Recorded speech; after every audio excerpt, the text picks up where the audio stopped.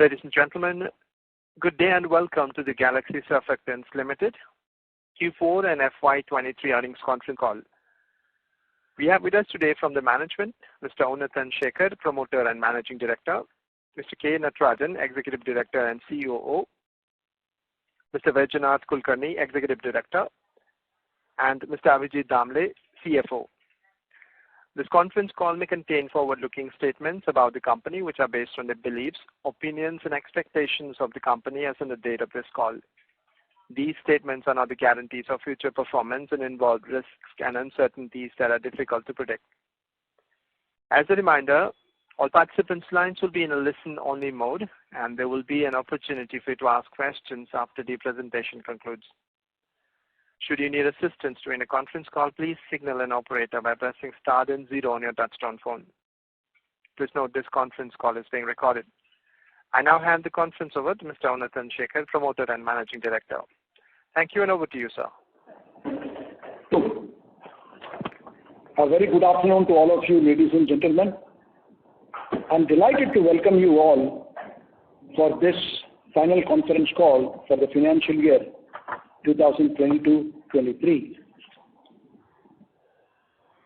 Henry Ford had once said, when everything seems to be going against you, remember, the airplane takes off against the wind, not with it.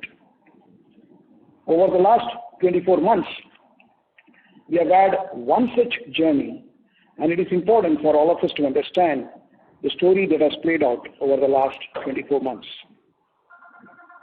It was exactly a year back when we had bounced back from one of our weakest quarters.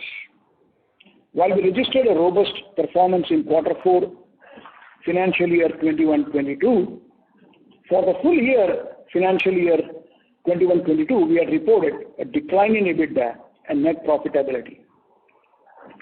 Degrowth never sends a positive message, and while multiple factors did go against us in FY22, we remained confident and knew only our actions and performance could ensure growth, and growth alone could reinforce and reassure our investors.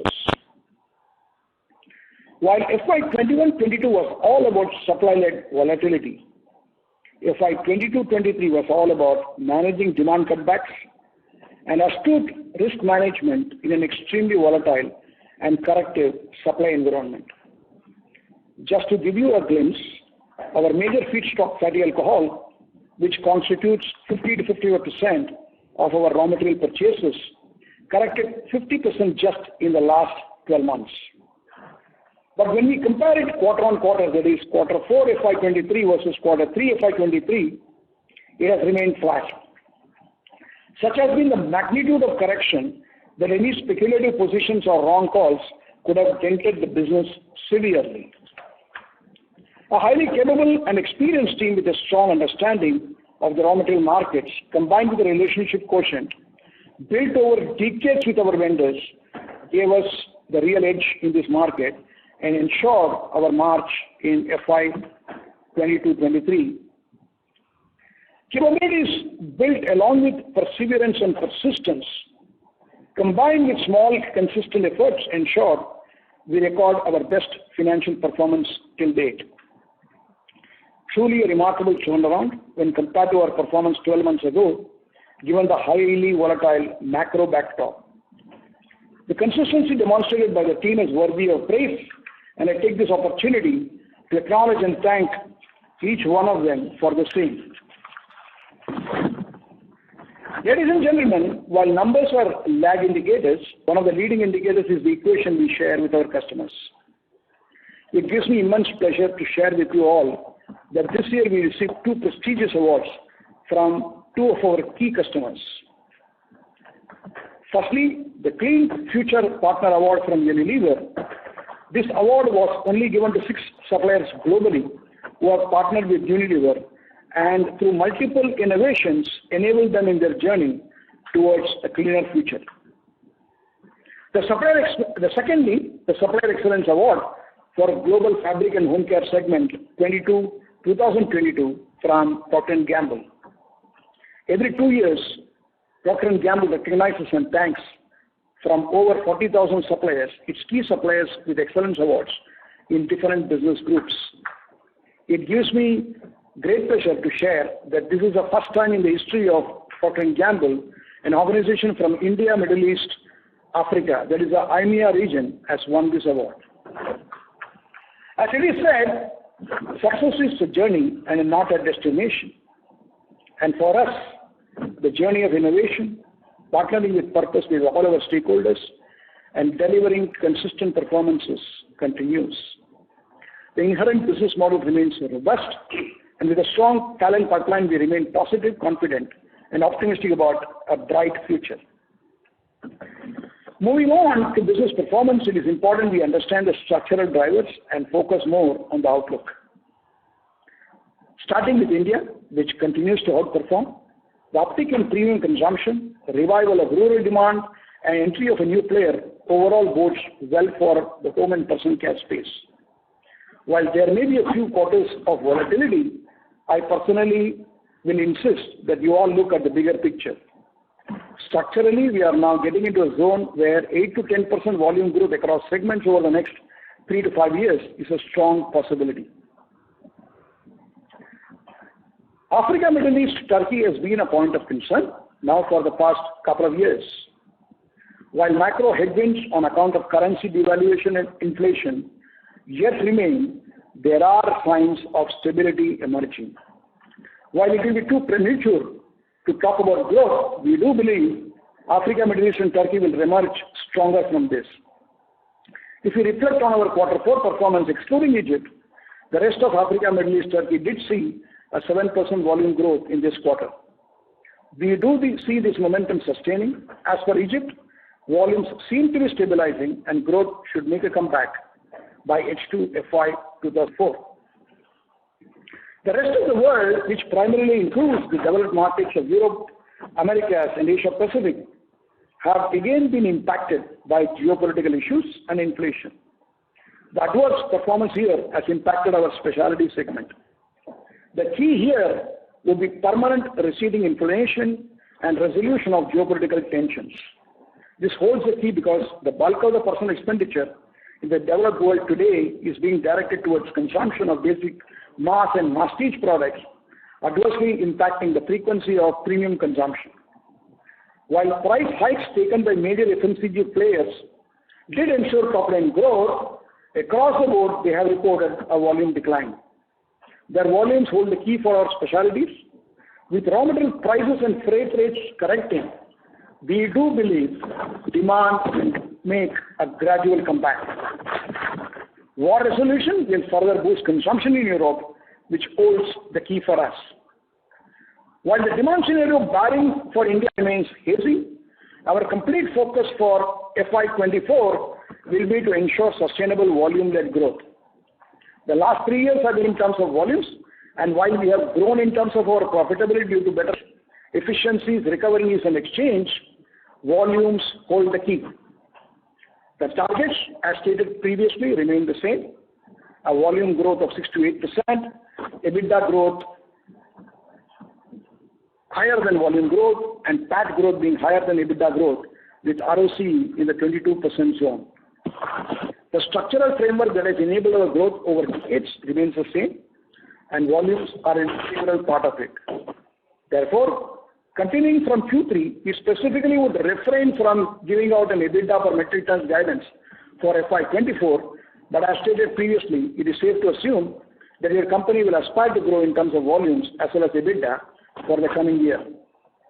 To conclude, ladies and gentlemen, it is said that success in business is all about building relationships, talent pipelines, great products, robust processes, consistently and passionately. At Galaxy, we have done that for the past 4 decades, and the ensuing decades will be no different. Thank you very much, ladies and gentlemen. We are now ready to take your questions. Thank you. Thank you very much, sir. Ladies and gentlemen, we will now begin the question and answer session. Anyone who wishes to ask a question may press star and 1 on your touchtone telephone. If you wish to remove yourself from the question queue, you may press star and 2. Participants are requested to use only handsets while asking a question. Ladies and gentlemen, we will wait for a moment while the question queue assembles. To ask a question, please press star 1 now.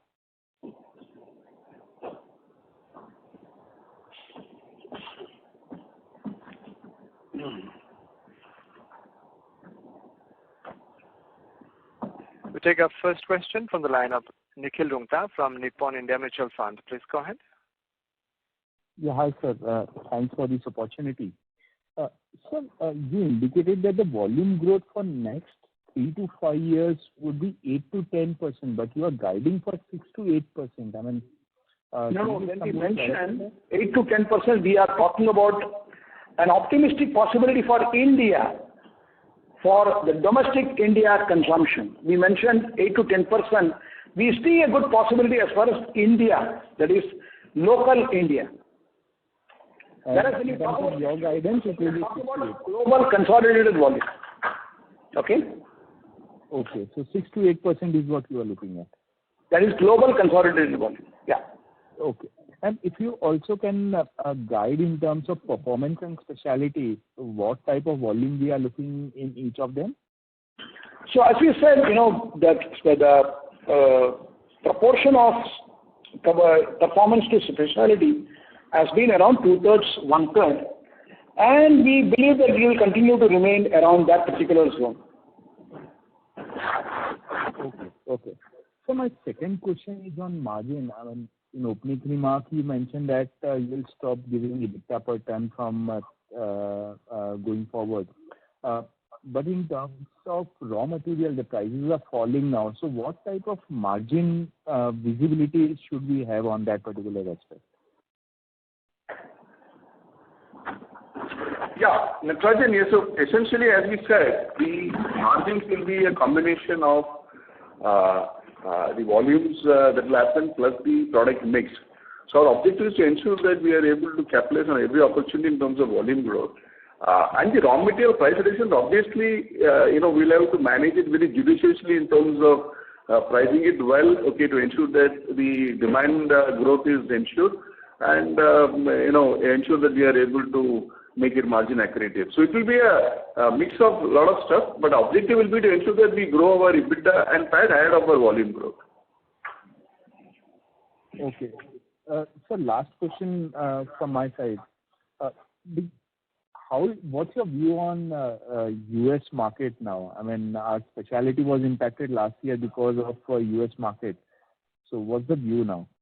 So U.S. also, if you see, U.S. has been, the market has been on the inventory corrections, the pipeline inventory, because I think the entire pipeline from the Walmarts to our customers, I think they have had an overhang of inventory.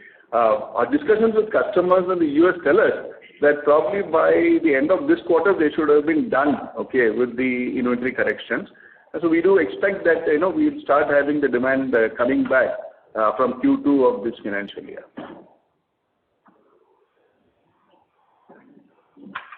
Okay, sir. Okay. That's all from my side. Thank you. Thank you. Thank you. We take the next question from the line of Sanjesh Jain from ICICI Securities. Please go ahead. Yeah, good afternoon, sir. Thanks for taking my question. Good afternoon. Yeah, quickly on this realization, if I look at for the performance, I thought that LA has sharply corrected, but if I look at the realization for performance chemical, sequentially it has improved. And in contrast, if I look at the specialty, there is a significant decline in the realization.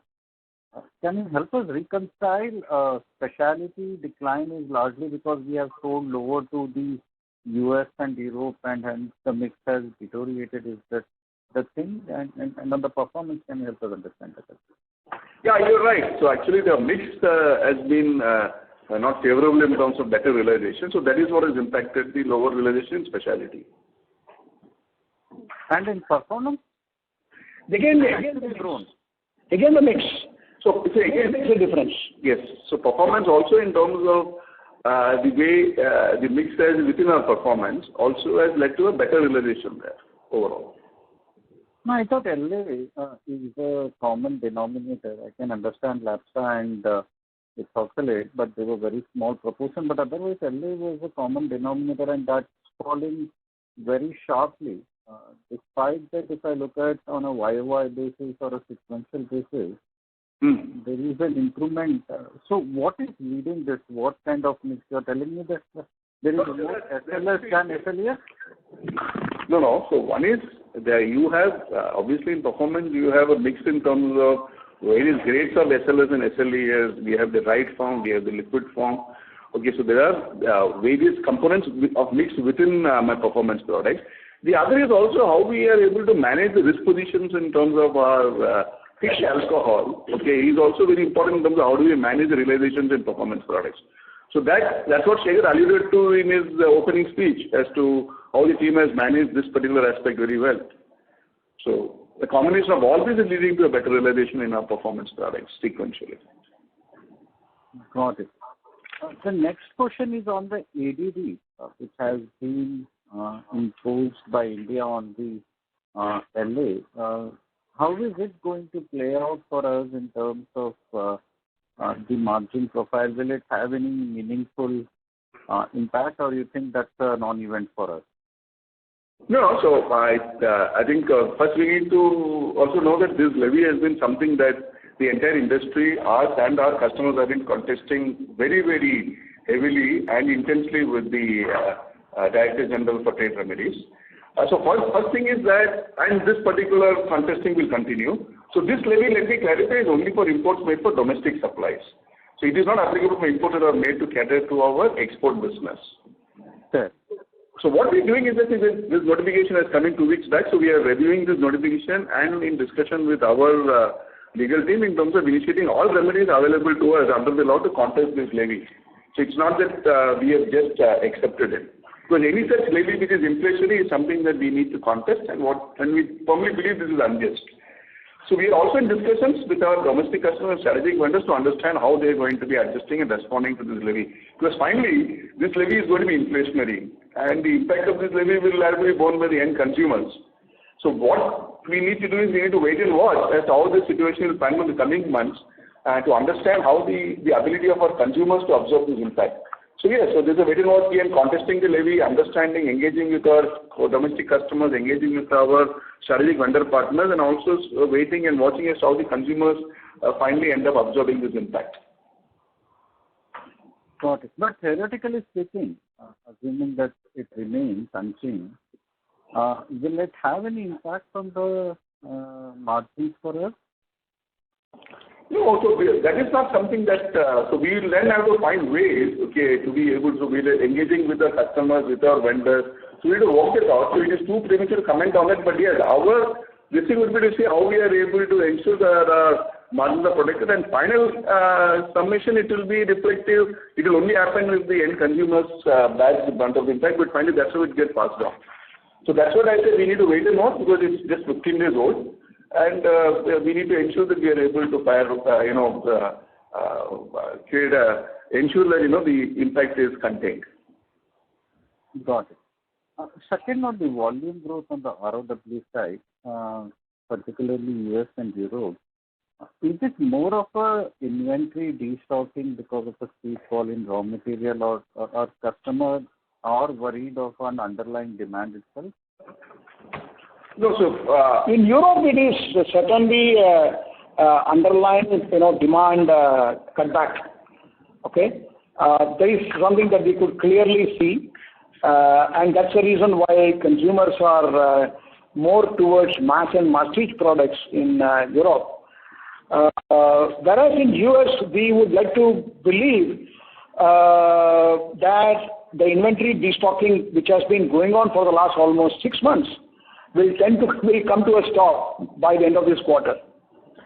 So anyway, we would be more clear in Q2 as far as US is concerned. But the pain we believe in Europe will be longer. And in Europe is bigger for us than US, right? Not really. Not really. Okay, because of Trike being there, US is equally strong. Correct. There was last question on the AMET side. I think in your opening remarks you said that ex of Egypt, AMAT has grown and Egypt is what is showing this decline. And the second thing, we are come on a very, very favorable base. Last year, same quarter, the volume decline was as high as 29%. I think that should also be helping us. When should we start seeing this again going up? Because inflation in Egypt and all looks like stabilizing. The elections probably on the verge of getting behind in Egypt and all those stuff. So do you think second half we should be again back to upwards of 15% volume growth for normalization in the AMAT market? Is that possibility? Yeah, that is what we would like to expect and be optimistic about. And what is the growth ex of Egypt? I'm sorry, please come again. What is the growth in this quarter in the AMAT region excluding Egypt? We said 7%. 7%. We said 7%. Got it. Thank you. That's it from my side and best of luck for coming. Thank you. Thank you. Thank you. A reminder to participants, if you wish to ask a question at this time, please press star and 1 on your touchtone phone. We take a next question from the line of Aditya Khetan from SMIFS Institutional. Please go ahead. Yeah, thank you, sir, for the opportunity. Sir, my first question was onto the raw material side. So when we look at the raw material, so 50 to 55% is fatty alcohol. And how much would be fatty acid, ethylene oxide, and DMAPA? No, total raw material to take is about 30%. So this is 50-55%. The balance will be all this put together. So remaining would be, so fatty acid, sir, would be how much you said? All the other raw materials. Okay. Sir, just a question. So in this quarter, sir, what we are witnessing on quarter basis, so the fatty alcohol prices have been almost flattish, but some of the surfactant prices like the alcohol ethoxylate, so they have witnessed a decline of 20%. So it seems like the spread has declined for the quarter on spot basis. But despite your numbers are showing a robust, so good margin. So just wanted to understand this correlation. No, as I said, this is a combination of the mix that we have, okay, and also in terms of managing our feedstock risk and positions. So a combination of all this ensures that you are able to manage your margins well. Okay. But sir, this data is correct, sir. So fatty alcohol on quarter basis, so it has been flattish. The current prices might be lower, but on quarter basis it has been flattish, right? More or less, yes. Yeah, but then on ethoxylate front, I am not able to make any comment on that. Because you're saying that it is 20% lower, which market, so we are not clear about that. So I will to comment on that. Okay. And sir, my third question was, sir, when we look at your history over the last 7 years, we have added approximately 1.5 lakh tons of capacity overall, including performance and specialty. So how much of this, if you can highlight, would be into the performance side, capex, so capacity and specialty? So 1.5 lakh tons we have added. If you can help me with the split, this much more. Performance products. Major. How much, sir? Major performance products. Yeah. Mainly into the performance side, yours. Yes, correct. Major, yeah. Majorly into the performance side. Okay. Sir, how much is the maintenance capex, sir, per annum which we incur? About 150 to 170 crores, correct. That is the capex. Maintenance capex. Hello? Yes. Can you come again? Yes, sir, the maintenance capex figure. Hey, are you speaking from a mobile phone? Because your voice, I'm not able to hear you clearly. Or because we're not able to hear a question clearly. So maintenance capex. Hello? No? Sir, is it audible now? It is better now. Okay. Sir, what is the maintenance capex? Yeah, about 30 to 40 crores per annum. 30 to 40 crores. And sir, our capex guidance of 150 crore per annum, which we say, so where we are adding the capacity for the next 2 years in performance or in specialty? Both. And so the quantum would be, sir, how much? Yeah, that we would not want to reveal now, because that will be in terms of when we add it. But then, yes, so it's for both performance and specialty ingredients. And we don't reveal as to what is the proportion of the capacity addition between these two. Okay. And so the guidance on the EBITDA per metric ton that we are keeping at around 16 to 18 rupees per kilo. Right? No, we have said that we are not giving out any guidance EBITDA per metric ton. We made clearly in our call, in our opening address. Okay, sir. Oh, got it. Thank you, sir. Thank you. We take a next question from the line of Aditya from Securities Investment Management. Please go ahead. Yeah, hi sir. Thanks for the opportunity. So sir, I understand this question might have been asked before, but still wanted to get a better understanding. So what has led to the increase in EBITDA per ton, from an average of 16 to 17,000 to now around 24,000-25,000? Because when I look at your product mix, the mix of performance and specialty has remained more or less the same. So what has contributed to this increase? Yeah, so one of it is within specialty and performance also, we have a product mix that obviously can be made favorable. So last year has been in terms of the judicious management of our costs, our raw material positions, our ability to price in markets where we could get a better pricing, as what has led to better EBITDA per metric ton. Right, and just wanted better understanding how this year the sales volume in Africa has decreased while those in India have increased, which might have led to an increase in EBITDA per ton. So now, if we were to consider the growth in Africa to come back in this year, would our EBITDA per ton be seeing a decline because of increase in sales from Africa?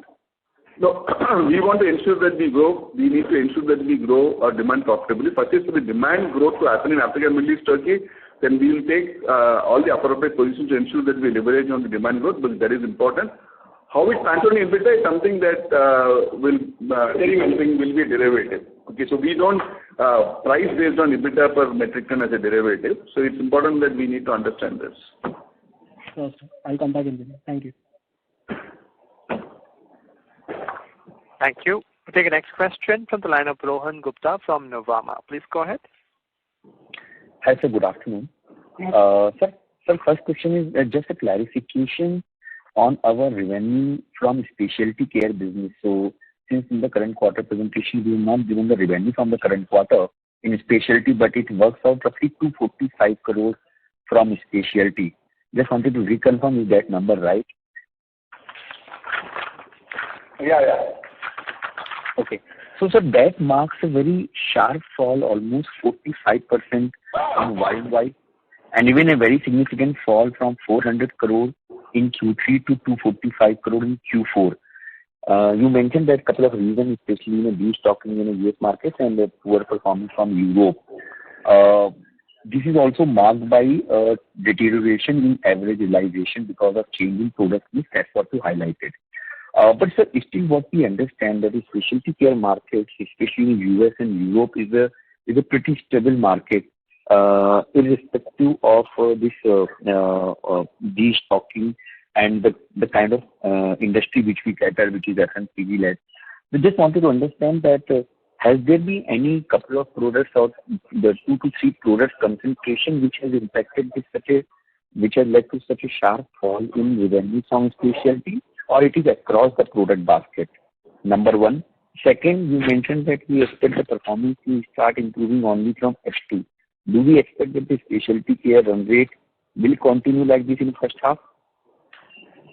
So first of all, I say with regard to the revenue, one thing that when you look at these numbers, we also understand that the freight rates have corrected very significantly. Okay, freight rates have come down by almost, they're just almost by 150% into these regions, into Europe and US.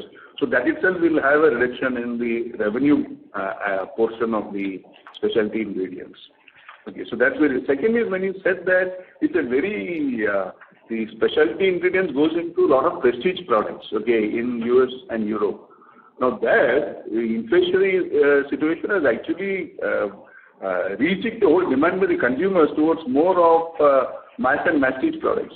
So when this prestige and premium products demand gets impacted, obviously our specialty ingredients gets impacted. And the destocking is happening more in terms of all the specialty ingredients because a lot of stocks got built up in anticipation the demand would continue at a robust level that what it was, which we saw towards the end of last financial year. Okay, so we expect this scenario to start improving, or the destocking should be over by Q2, and that may still lead to a slightly pressure on first half, and then only can expect it to improve in second half from a specialty care product basket. So when we talk to our customers in Europe and US, I can tell you that the US customers are a little bit more bullish about things improving from next quarter. But when you look at Europe, the issue is more in terms of demand itself has gotten impacted, because of the huge inflationary impact that happened. So things now are getting better in terms of gas prices coming down, commodity prices coming down. So this augurs well even for Europe to come back. But Europe probably, we would say, should start coming back from end of this first half, whereas US should probably start reflecting from the beginning of the second quarter. Okay. So second question is on our other expenditure, which has been continuously falling very sharply, has peaked in a current year first quarter, and then since then has been coming down. It is all mainly led by the fall in freight cost, or there are some other variable also reducing this cost? It's mainly freight cost. Mainly freight cost, because it was 147 crore in Q1 and has fallen to 117 in the current quarter. Yes. Was this power and fuel cost is also included there, and is it significant? Yeah, power and fuel is also included in other expenses. And is it also significant to reduce these expenses? No, there will not be a reduction because of power and fuel. Yeah. Power and fuel has essentially been a little bit inflationary in India, you know that. Okay, so this is mainly because of the fall in freight cost. Yes. Sir, second is our CapEx guidance is roughly 150 to 170 crore for the next year, right? We are already sitting at almost 150 crore rupees kind of cash and bank on the balance sheet, and expected to further generate solid cash flow next year, I mean 24. Any expectation which we can have in terms of the increased payout or the utilization of the surplus cash which we will have? So the payout that we do, we have a very clear dividend payout policy, and like you see this year, the dividend payout has been pretty good. Okay. Now, with regard to the cash, we do have clear this thing in terms of our plans for capacity additions, and also in terms of certain infrastructure requirements that we need to do. So we have good judicious use for our cash that we generate. Sir, third question, if I am allowed, on this is further clarification on add-on LA. So you mentioned that definitely their customers are still challenging it, but this is primarily for the on the imports made for the domestic supplies. I think it will be very challenging for the government to determine in terms of that for the company like us, for the export, the raw material used for the export purpose and for the domestic supplies. I mean, how the government is going to address those issues, and in terms of overall raw material, if I understand that it is still being contested, but if the duty continues, do you see that since our business model is like that, everything is passed down to the end customer, it will be completely passed down to the end customer, or we have to for some time bear some kind of loss margin? So first of all, in terms of your first question, in terms of how does the government keep control, government has enough and more methods and rules available to take care of what is imported for domestic and what is imported for export supply. And that's been in place for the last 30 years since I have been handling this. So that's not an issue. So very simple and a clear and a very transparent mechanism that the government has. So that's not an issue. Now, as for the second thing is very clear, any levies of these types have to finally get passed on. And that will happen. It's only just that the consumers have to adjust to the new equilibrium, and we need to wait and watch as to how they adjust to this new equilibrium. And that's the way it will be. Like if you, last year when the commodity prices went up significantly, finally it led to consumers absorbing it, correct? The same rationale holds good here also. There will always be temporary situations which will cause some perturbations, but that is the case with any shocks that are given to the system, no? Okay, that answers. Thank you so much. Thank you. We take a next question from the line of Vipro Srivastav from InCred Capital. Please go ahead. Am I audible? Yeah. Yeah, just wanted some guidance on the AMID division. So as you said that AMID business is expected to improve, but if we look at the PMI data and the inflation part, it's still at multi-year highs. So what are the signs which you're observing on ground, which is an indicator that it might improve in the coming quarters? So based on the currency devaluation has happened in 2016, and the degree has been almost similar this time. We have typically seen the equilibrium getting established over a period of something like 9 months, 6 to 9 months, and the similar trend is visible. The currencies are stable for last few months, and that's the reason we have talked about that the countries which are affected, which is predominantly Egypt and Turkey, have started to show some signs of stability, and we really hope that in the coming quarter they will follow a similar pattern of the previous devaluation when it happened, almost something like 80 to 100% devaluation. So we have to wait and watch, but I think based on our empirical data of similar shock, that's the time required. And we are very closely in touch with customers, and we are seeing some resolution happening. And based on that only, we are very hopeful and optimistic as we go into the next quarter. Right. The second question which I had was that if we look at Galaxy's result quarter on quarter, quarter 4 has been the heaviest. I mean, it had been posting good revenue numbers compared to previous quarters, but this trend has changed in this year results. I mean, quarter 4 has been the weakest, if I'm not wrong. So, anything which has changed, or is it just because of the AMID part? Any views on that? See, as we said, the top line has a relationship in terms of feedstock prices. We did mention that the feedstock prices have seen a correction of almost 50% this year, but it has been quite flat in the last 2 quarters. So today, lorry vehicle prices are around 1,350 to 1,400, which used to be as high as 2,000 and 2,200 in the beginning part of in the first 2 quarters of the last year. So the revenue is as a proportionality with respect to the feedstock prices. Does that answer your question? Yeah, sure. And one last question, if I'm allowed to ask. So you mentioned that in the US market, it's more related to destocking of inventory, right? But if you look at other macroeconomic indicators, it also points that a recession might be imminent in that country, and it might also impact consumer spending in the US market. So any signs of that, or is it just too early days? What are your views on that? The US has enough and more problems to handle. First one is in terms of the debt ceiling that they have to take care of. So I think that is what even our customers seem to be a little bit concerned as the markets are. So what they're going to do. Recession, as our customers say, that it can be like for a shorter time and at a lower level. That's what they indicate, even if that happens. But the main issue is in terms of they have to resolve this debt ceiling stuff. So I hope that they do that in the next 1 week to 10 days. That's a bigger issue that we need to grapple with as far as US is concerned. Got it. Thank you. I'll get back in there. Thank you. We take a next question from the line of Rohit Nagraj from Centrum Broking. Please go ahead.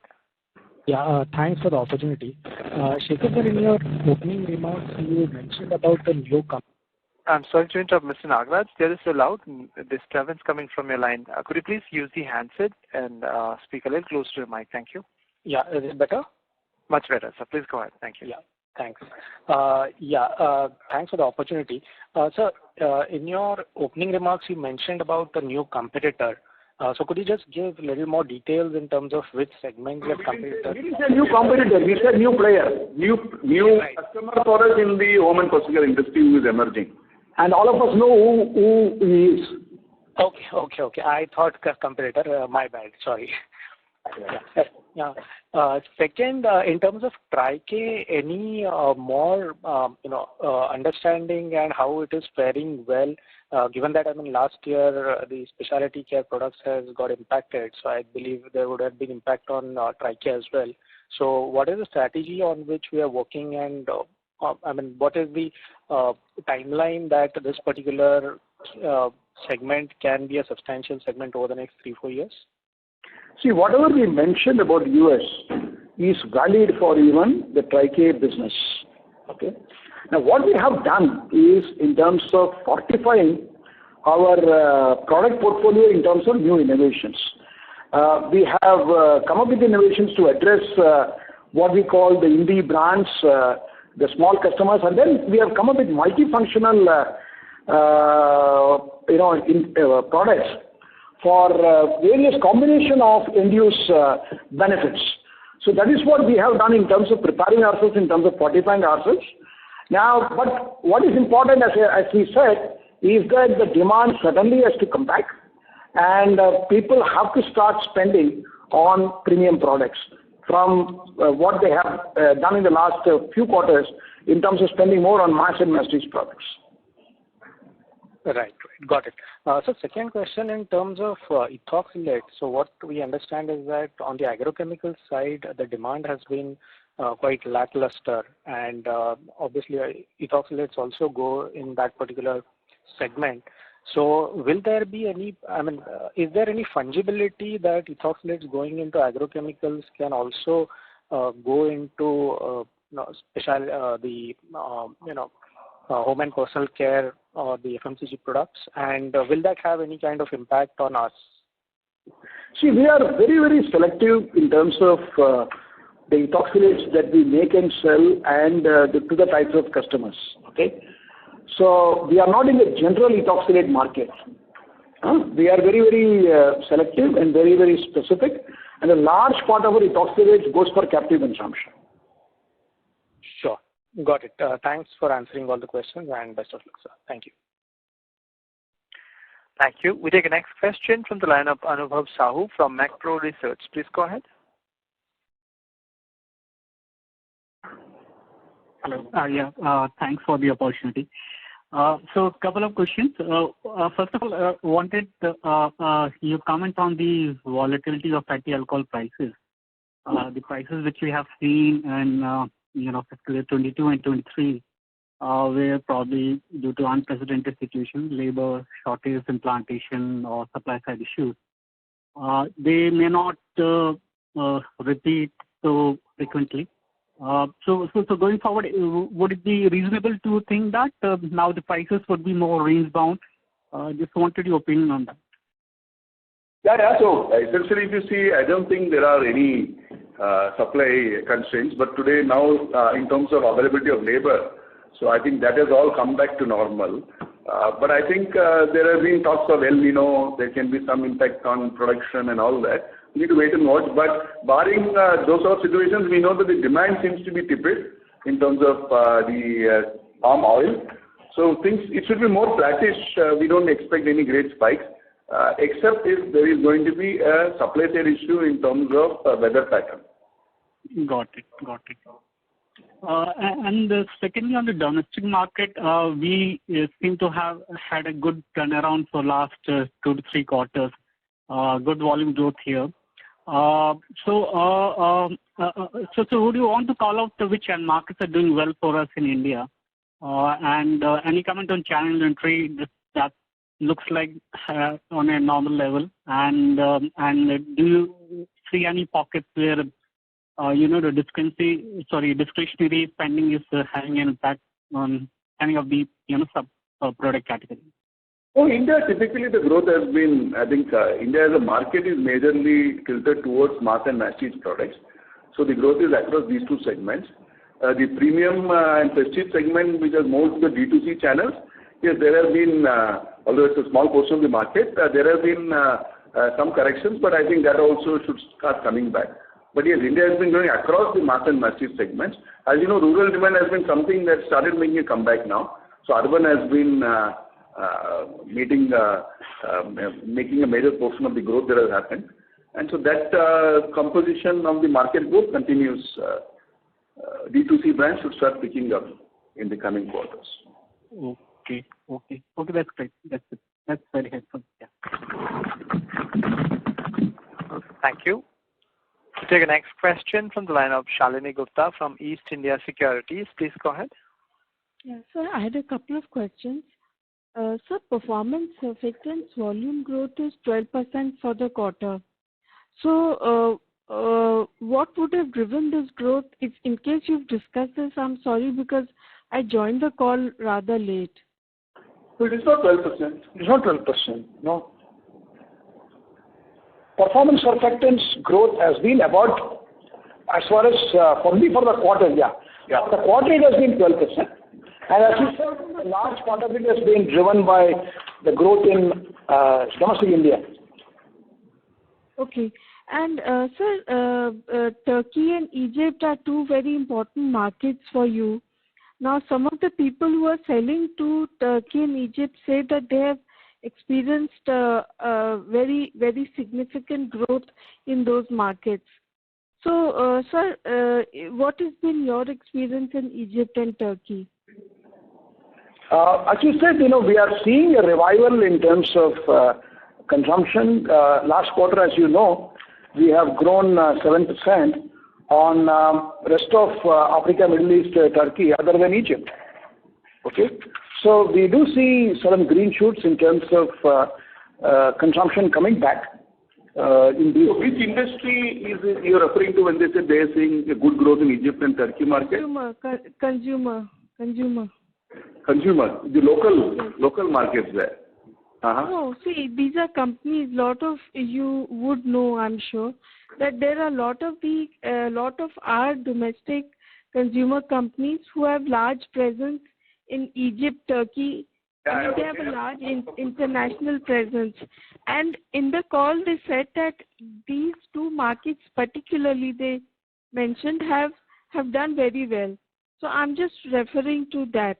Okay, so now that you need to understand the base volume because their presence in those markets is pretty small. Base volumes. Okay, so the base volumes are small and they would have seen that growing. But then if you look at the overall market, because they are not present majorly into all the segments that we cater to. So, there are some of them are only in South Africa. Some of them are only, say, into Turkey. Okay, so they are also, so all of them have been talking, but their base has been low. Okay, and then they have also been into certain product categories where, yes, they may be seeing, but their base volumes are pretty low. So that is not reflective of what is happening overall in the HPC market in Egypt and Turkey. Yeah. Okay. And so second question is that, so USA and Europe have not recovered. And it shows in your results as well because the specialty care, and I'm talking about the quarter, specialty care volumes have declined. So I'm saying that let's assume that USA and Europe stabilize going forward, maybe first quarter or maybe second quarter of FY24. So what kind of volume growth should we expect between 10 to 12% or higher in when the recovery happens, probably second quarter or so financial year 24? Yes, so when the recovery happens, first growth has to stop. So how the recovery starts happening, so I think we will have a better clarity as we move into the next quarter. So right now it will be too premature to comment. We only want the demand to come back the way our customers have been engaging with us. But then yes, to what extent it will come back, I think it's too premature for us to comment. We do hope that we are able to get into those 12-15% zone. We will be very happy if that happens. But let us wait and watch. Okay. And so my last question is on realization. So, sir, our main raw material, that is fatty alcohol, prices are down 50% or so to financial year 21 levels. So, realization per kg should be roughly the same as we experienced in financial year 21. That I'm talking about performance surfactants. So, realization should be about 115 or so per kg? No. We are not because... performance surfactants are a mix of many SKUs, okay? So, and of various active levels. So I don't think you'll be able to come to any such conclusion there. But I'm off the mark, like say by 4-5 rupees or more. No, I don't know, because the way you have calculated, I don't even know how you have calculated, so I'm not able to comment on that. No, it's basically the same the realization which you yourself reported in financial year 21 for performance surfactants as a category, whole category. Divided by the volume. So you're saying that whether that will be continued to the same way in this year? No, realization, which is basically the sales over the volume. Yeah, if the composition is the same as 21, and with the alcohol percent, I think you may be right. Okay, if the composition remains the same. And specialty care, the realization should be 140 to 150. No, specialty care is the mix can have a very significant, so we won't be able to make any specific comment on that. Okay. Mix change has shifted towards protein, is it?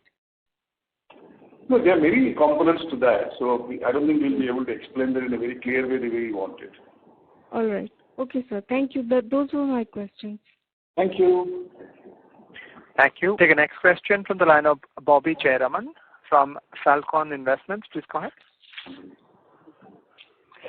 On the your total capacity, if you add it up, is 440,000 tons, right? And the volumes you did for FY23 is around 220. So you're operating at 50% utilization? No, our average capacity utilization is about 65%.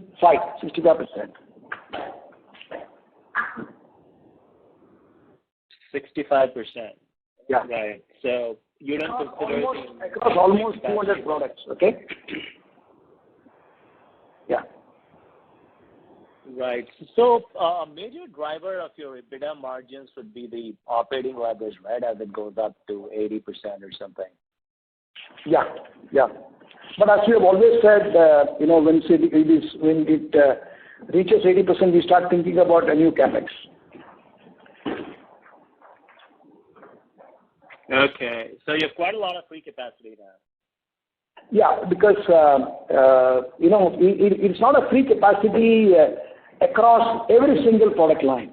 Okay, because when we plan a capacity in specialty ingredients, we plan a capacity for a horizon of almost 7 to 8 years, and in performance, we plan for a horizon of about 4 years or so. Okay, so that's the horizon for which we plan a capex. Got it. What is the proportion of sales in India for your specialty chemicals? No, overall, as we say, it is 2/3, 1/3 at the global level. India, obviously, the percentage will be lesser because India is largely a mass and a masstige market. So it's insignificant almost. Yeah. Yeah. Okay. And how do you really internally? How do you differentiate between specialty and performance? Is it a very clear demarcation, or is it just for the investors that you demarcate it that way? Yeah, we have given the definition in one of our conference calls. See, the performance surfactants are only those products which have the fatty alcohols as their feedstock. And now, since fatty alcohol is a highly volatile commodity, management of the feedstock, the sourcing of the feedstock, requires a lot of skill and experience, and that's why we have classified all products which are based on the lauryl alcohol as feedstock. We have classified them as performance products. And that's a simple definition.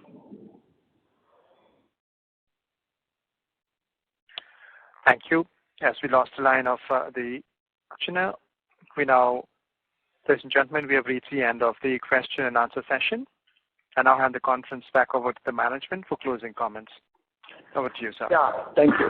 So thank you, ladies and gentlemen. Look forward to seeing you again, meeting you again. Thank you. Thank you, all of you. Thank you. Thank you so much. Thank you very much. Ladies and gentlemen, on behalf of Galaxy Surfactants Limited, that concludes this conference. Thank you for joining with us. You may now disconnect your lines.